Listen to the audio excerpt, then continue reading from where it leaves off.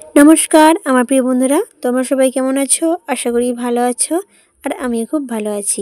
Priyanka Bengali ব্লগে তোমাদের আরও একবার স্বাগত, শুভেচ্ছা ও ভালোবাসা। আজ চলে এলাম আরও একটা ব্লগ ভিডিও নিয়ে প্রতিদিনের মতো। আর আজকে তোমাদের সাথে আরও একটা রেসিপি শেয়ার করব। আর রেসিপিটি হচ্ছে থারুল শাকের একটি রেসিপি।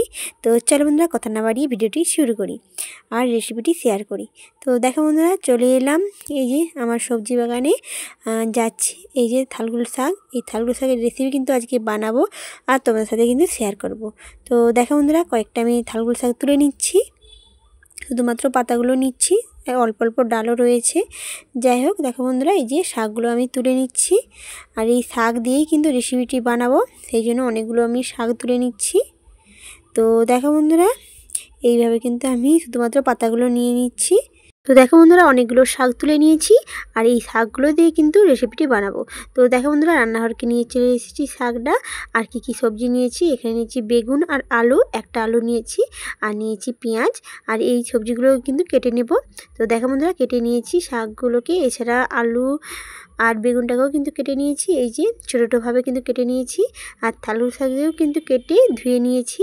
এবার আমি শাকটাকে মিক্সচার মেশিনে বেটে নেব, অর্থাৎ এমনি শিলে বাটলেও হবে, তবে মিক্সচার মেশিনে বাটলে ভালো করে বাটা হয়। তো দেখো বন্ধুরা, এই যে মিক্সচার মেশিনে আমি সব শাকগুলো একসঙ্গে দিয়ে দেবো। আর একটু ভালো করে বাটার জন্য অল্প একটু জল দিয়ে দেবো, যাতে শাকগুলো ভালোভাবে বাটা হয়ে যায়। আর এখানে কেটে দিয়েছি যাতে রান্নাটা খারাপ না হয়, সেই জন্য কিন্তু আমি ছোটো ছোটো করে কেটে নিয়েছি শাকগুলোকে। তো দেখো বন্ধুরা, শাকগুলো একসঙ্গে দিয়ে এবার কিন্তু আমি মিক্স করে নেব। তো দেখো বন্ধুরা, ফাইনালি হয়ে গিয়েছে। তো এবার আমি কিন্তু ঢেলে নিচ্ছি একটা পাত্রে। তো দেখো বন্ধুরা, একটা কাঁচের পাত্র নিয়ে 1 বাটির মতো প্রায় হয়ে গিয়েছে থালগুল শাক বাটা।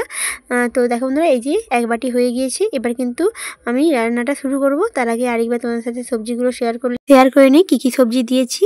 এখানে নিয়েছি আলু আর বেগুন, এছাড়া রয়েছে ছোলা, কাঁচা ছোলা নিয়েছি, আর নিয়েছি পেঁয়াজ কুচি, এছাড়া রয়েছে সর্ষে বাটা। এখানে মশলা হিসেবে কিন্তু আমি সর্ষে বাটাটা দেবো, সাদা সর্ষে বাটা। তো দেখো বন্ধুরা, এই যে সর্ষেটাও কিন্তু বেটে নিয়েছি। এবার রান্নাটা শুরু করে দিলাম। তো দেখো বন্ধুরা, প্রথমে কড়াতে তেল দিয়ে তারপরে আমি কালো জিরে দিয়েছি, আর দিয়েছি একটা শুকনো লঙ্কা আর তেজপাতা। আর এই রেসিপিটি কিন্তু তোমরা কালো জিরেতেই করবে, তাহলে কিন্তু ভালো লাগে ভীষণ। তো দেখো বন্ধুরা, কালো জিরে মানে ভাজা হয়ে যাওয়ার পর তারপরে কিন্তু পেঁয়াজ কুচিটা দিয়ে দিলাম। পেঁয়াজ কুচিটাও কিন্তু ভালো করে একটু ভেজে নেব প্রথমে। তো দেখো বন্ধুরা, ফাইনালি সুন্দরভাবে পেঁয়াজ কুচিগুলো ভেজে নিয়েছি। এবার কিন্তু আমি সবজিগুলো দিয়ে দেবো। এখানে দিয়ে দেবো আলু আর বেগুন, এছাড়া দিয়ে দেবো ছোলা, কাঁচা ছোলা ভিজে রাখা, সেটাও কিন্তু এখানে দিয়ে দিচ্ছি একসঙ্গে। তো দেখো বন্ধুরা, ছোলাগুলো দেওয়ার পরে এবার একটু নাড়াচাড়া করে নিচ্ছি। তারপরে আমি দিয়ে দেবো নুন এবং হলুদ গুঁড়ো। তো দেখো বন্ধুরা, পরিমাণ মতো নুনটাও দিয়ে দিচ্ছি আর দিয়ে দিচ্ছি হলুদ গুঁড়ো। এবার কিন্তু এই সবজিটাকে আমি কিছুক্ষণ ভেজে নেব, এভাবে ভালো করে ভাজা করে নেব, কিছুক্ষণ নাড়াচাড়া করে।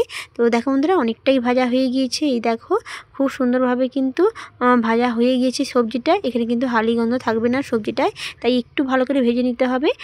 তো দেখো বন্ধুরা, ভাজা হয়ে যাওয়ার পর এবারটা কিন্তু আমি বেটে রাখা থালগুল শাকটা আমি দিয়ে দিচ্ছি এখানে। এই যে বেটে রেখেছিলাম 1 বাটির মতো, সেটা কিন্তু আমি দিয়ে দিচ্ছি। এবার কিন্তু এই সবজির মধ্যে কিন্তু এই শাকটাও কিন্তু ভালোভাবে এইভাবে নাড়াচাড়া করে মিশিয়ে নেব কিছুক্ষণ। তো দেখো বন্ধুরা, এই যে অনেকটাই হয়ে গিয়েছে। এভাবে কিন্তু কিছুক্ষণ নাড়াচাড়া করে নেব যতক্ষণ না এই জলটা মারা যায়। তো দেখো বন্ধুরা, এভাবে কিছুক্ষণ নাড়াচাড়া করে নেব। এতে কিন্তু মানে এই যে থালগুল শাকের যে হালি গন্ধ থাকে সেটাও কিন্তু থাকবে না। তো দেখো বন্ধুরা, অনেকটা হয়ে যাওয়ার পর তারপর কিন্তু আমি সর্ষে বাটাটাও কিন্তু এখানে দিয়ে দিচ্ছি। সর্ষে বাটাটা দিয়েও কিন্তু এবারটা আরও কিছুক্ষণ নাড়াচাড়া করে নেব। মশলাটার সঙ্গে সবজিটাও কিন্তু ভালোভাবে মিশে যাবে। তো দেখো বন্ধুরা, খুব সুন্দরভাবে অনেকটাই মিশে গিয়েছে। এবার কিন্তু এইভাবে কিছুক্ষণ আমি নাড়াচাড়া করে এই জলটাকে কিন্তু মেরে নেব। শুকনোভাবে যখন হয়ে যাবে তারপরে কিন্তু আমি একটু বেশি করে জল দিয়ে দেবো, যাতে এই সবজিটা সেদ্ধ হয়ে যায়। যেহেতু আলু আর বেগুনটাকে সেদ্ধ করতে হবে, সেই মাপে আমি জলটা দেবো। তো দেখো বন্ধুরা, জলটা দিয়ে এবার একটু নাড়াচাড়া করে আমি কিছুক্ষণ চাপা দিয়ে দেবো। এতে কিন্তু আলু আর ছোলা, এছাড়া বেগুনটাও কিন্তু খুব সুন্দরভাবে সেদ্ধ হয়ে যাবে। তো দেখো বন্ধুরা, এভাবে কিছুক্ষণ একটু নাড়াচাড়া করে আমি কিন্তু কিছুক্ষণ চাপা দিয়ে দেবো। তাড়াতাড়ি সেদ্ধ হওয়ার জন্য কিন্তু এই চাপা দেওয়াটা খুবই দরকার। তো দেখো বন্ধুরা, ফাইনালি চাপা দিয়ে দিয়েছি আর দেখো তুলেও নিয়েছি। দেখো, খুব সুন্দরভাবে কিন্তু সবজিটা সেদ্ধ হয়ে গিয়েছে।